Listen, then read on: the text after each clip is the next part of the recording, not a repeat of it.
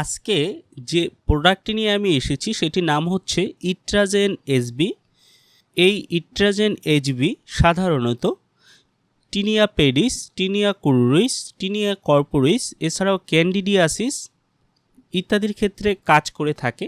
তো সাধারণ ভাষায় বলতে গেলে এটি আসলে কি কাজ করে সেটি আপনাদেরকে এখন আমি বলে দিচ্ছি সহজ ভাষায়। আমাদের শরীরের চর্মের ভাঁজে যেসব এলাকা ভেজা থাকে সেই ভেজা এলাকায় অনেক সময় স্থানটি লাল হয়ে যায় বা চুলকানি হয়, ছোট ছোট ফুসকুড়ি, লাল ফুসকুড়ি হয়। এই ক্যান্ডিডিয়াসিস সাধারণত স্তনের নিচে, কুচকিতে, নিতম্বের ভাঁজে, হাত ও পায়ের আঙুলের মাঝে এসব জায়গায় কিন্তু এগুলো বেশি হয়ে থাকে। দেখা যায় যে লাল লাল ফুসকুড়ি ওঠে এবং এই ক্ষত ব্যাপক আকারে ছড়াতে পারে। তো সাধারণত এই ইট্রাজেন এসবি এই সকল ক্ষেত্রেই কাজ করে থাকে। তো এই ক্যাপসুলটি আপনারা কিভাবে খাবেন সেটি আপনাদেরকে এখন আমি বলে দিচ্ছি। এই ক্যাপসুলটি খাওয়ার নিয়ম হচ্ছে প্রতিদিন আপনারা 2টি ক্যাপসুল, সকালে একটি ক্যাপসুল এবং রাতে একটি ক্যাপসুল খাবার পরে গ্রহণ করতে পারেন। 7 দিন পর্যন্ত খাওয়া যায় বা 15 দিন পর্যন্ত খেতে পারেন। তবে রোগের উপর সমন্বয় করে এটির মেয়াদ বাড়ানো বা কমানো যেতে পারে। সেক্ষেত্রে অবশ্যই আমার পরামর্শ থাকবে কোনো রেজিস্টার্ড ডাক্তারের পরামর্শ নিয়ে আপনারা এই ইট্রাজেন এসবি ক্যাপসুলটি খাওয়ার চেষ্টা করবেন।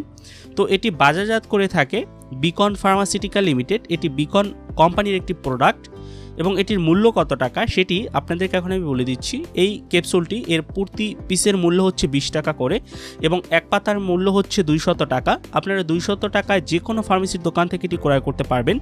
তো এটির কী কী পার্শ্ব প্রতিক্রিয়া রয়েছে?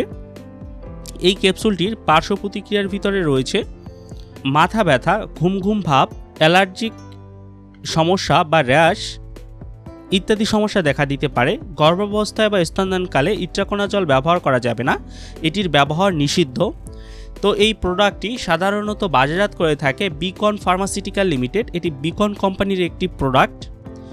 তো এই ছিল মোটামুটি ইট্রাজেন এসবি সম্পর্কিত সকল তথ্য ও উপাত্ত। যদি আপনাদের ভিডিওটি ভালো লাগে তাহলে অবশ্যই আমার চ্যানেলটি সাবস্ক্রাইব করবেন। আর এই সম্পর্কিত যদি আরও কিছু জানতে চান তাহলে নিচে কমেন্ট করবেন, আমি যথাসম্ভব উত্তর দেওয়ার চেষ্টা করব। ধন্যবাদ সকলকে, সবাই ভালো থাকবেন।